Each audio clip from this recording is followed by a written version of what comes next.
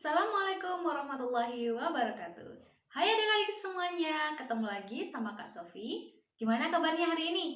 Semoga sehat selalu ya. Jangan lupa untuk patuhi protokol kesehatan dengan selalu menjaga jarak, mencuci tangan, dan menjauhi kerumunan. Hari ini kita akan belajar mengenai ciri-ciri makhluk hidup. Apa sih yang membedakan antara makhluk hidup dan benda mati? Mereka memiliki karakteristik masing-masing loh. Mari kita lihat ya. Ciri-ciri yang pertama yaitu makhluk hidup memiliki organisasi tingkat sel. Apa sih pengertian dari sel itu? Sel adalah unit terkecil yang ada dalam suatu kehidupan.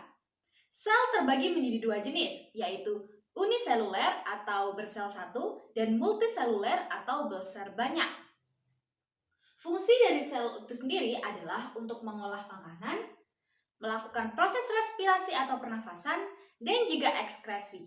Untuk materi lebih dalam lagi, kita lanjutkan ke bab selanjutnya ya. Mari kita lanjut ke ciri-ciri yang kedua. Ciri-ciri yang kedua adalah bergerak. Makhluk hidup pasti bergerak ya, dengan memiliki alat gerak mereka masing-masing. Contohnya, manusia bergerak menggunakan kaki. Atau ular bergerak menggunakan perutnya. Atau burung bergerak menggunakan sayapnya. Jadi mereka mempunyai alat gerak masing-masing ya, termasuk juga ikan yang bergerak menggunakan sirip dan juga ekornya. Mudah ya?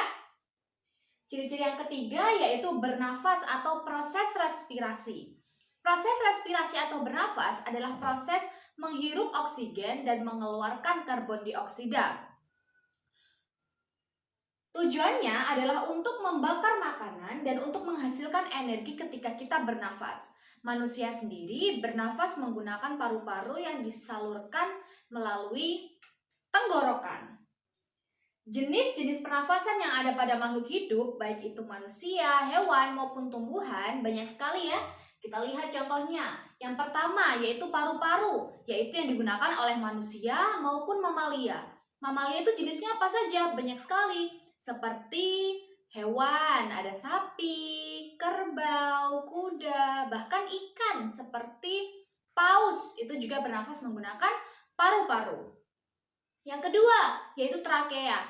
Trakea itu adalah alat pernafasan yang dimiliki oleh serangga. Contohnya ada kecoa, ada jangkrik, dan hewan-hewan pengerat yang lainnya.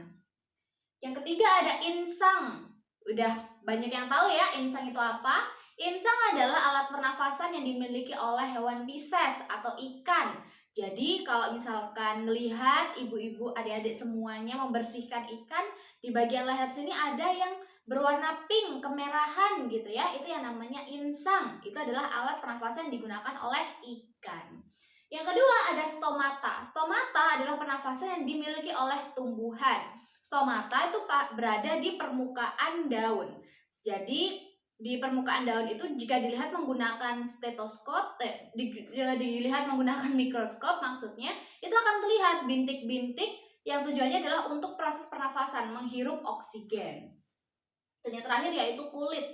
Kulit adalah alat pernafasan yang dimiliki oleh hewan-hewan seperti katak maupun cacing. Jadi hewan-hewan yang bernafas dengan kulitnya pasti kulitnya akan selalu lembab karena tujuannya adalah untuk menghirup oksigen. Begitu ya, itu untuk proses bernafas. Yang keempat yaitu membutuhkan makanan. Ya jelas ya, makhluk hidup pasti membutuhkan makanan. Tujuannya adalah untuk menyuplai energi, pertumbuhan, dan pemeliharaan. Manusia sendiri pasti selalu membutuhkan makanan, baik itu dalam bentuk padat yang kita konsumsi maupun dalam bentuk cairan.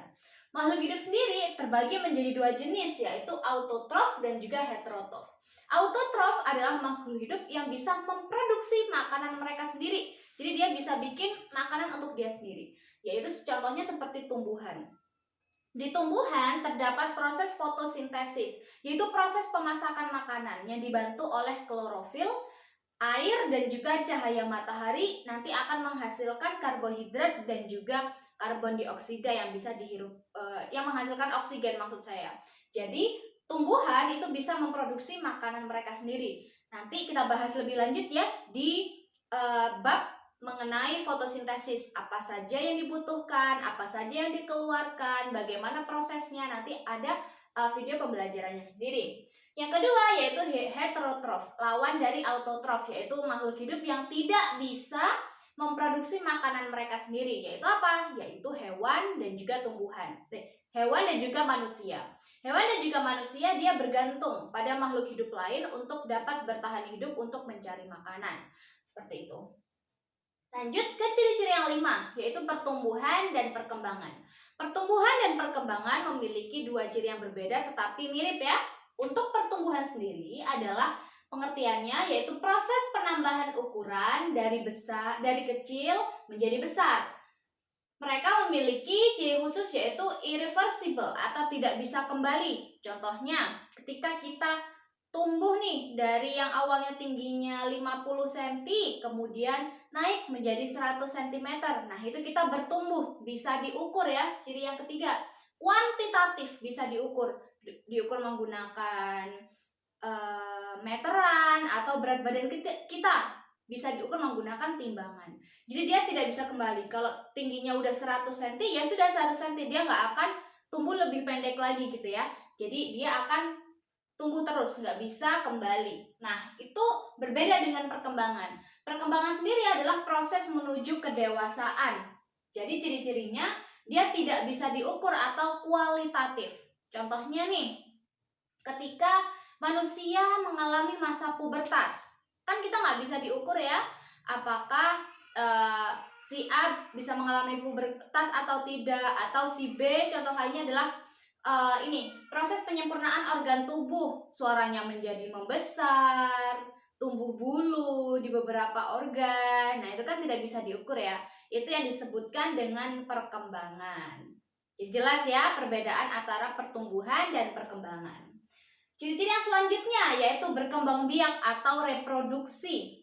Berkembang biak itu tujuannya tuh apa? Tujuannya adalah untuk memperbaiki keturunan atau untuk melestarikan keturunannya. Nah, untuk berkembang biak sendiri, makhluk hidup dibagi menjadi 3, yaitu ovipar, vivipar, dan juga ovovivipar. Yang pertama, ovipar atau bertelur adalah proses makhluk hidup mengeluarkan telur. Jadi, makhluk hidup tumbuh dan besarnya di luar. Contohnya apa? Unggas-unggasan, burung-burungan gitu ya. Ada ayam, ada bebek, ada burung. Mereka berkembang biak menggunakan ovipar atau bertelur. Yang kedua, ada vivipar atau melahirkan. Nah, mereka ini berkembang biak dengan cara melahirkan nih, mengeluarkan anak. Contohnya apa? Mamalia. Manusia juga, manusia. Hewan-hewan mamalia seperti sapi, kambing, kerbau, paus. Nah, itu berkembang biak dengan cara melahirkan. Dan yang terakhir yaitu ovovivipar, yaitu gabungan antara ovipar dan juga vivipar. Dia bertelur dan melahirkan. Dia bertelurnya dari di dalam tubuh, tapi dikeluarkan ketika dia sudah menetas. Jadi seakan-akan terlihatnya seperti melahirkan, padahal dia di dalamnya sebenarnya bertelur gitu ya. Lucu ya? Hewannya adalah hewan platypus. Sudah pernah lihat hewan platypus? Kalau belum, bisa di-searching setelah ini ya.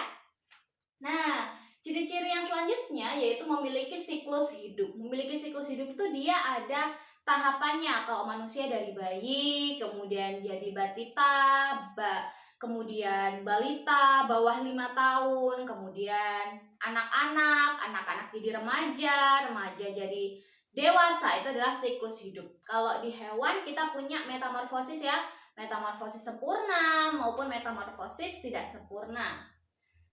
Dan yang terakhir yaitu mengeluarkan zat sisa atau ekskresi. Nah, zat sisa ini penting banget dikeluarkan, karena kalau nggak dikeluarkan dia berbahaya, akan menjadi racun. Karena zat sisa ini adalah hal-hal yang sudah nggak dipakai lagi sama makhluk hidup gitu. Contohnya apa? Contohnya seperti tinja atau pup kita, kemudian ada urin atau pipis kita maupun keringat. Nah, itu adalah contoh-contoh ekskresi atau zat sisa yang tidak dibutuhkan oleh tubuh kita dan harus dikeluarkan melalui organ pencernaan yang kita miliki. Seperti itu. Mudah sekali bukan materi kita tentang hari ini, yaitu tentang ciri-ciri makhluk hidup. Jadi kalau melihat benda ini makhluk hidup atau bukan ya, dilihat dari 8 ciri-ciri ini tadi. Apakah benda ini termasuk makhluk hidup atau benda mati? Mudah bukan?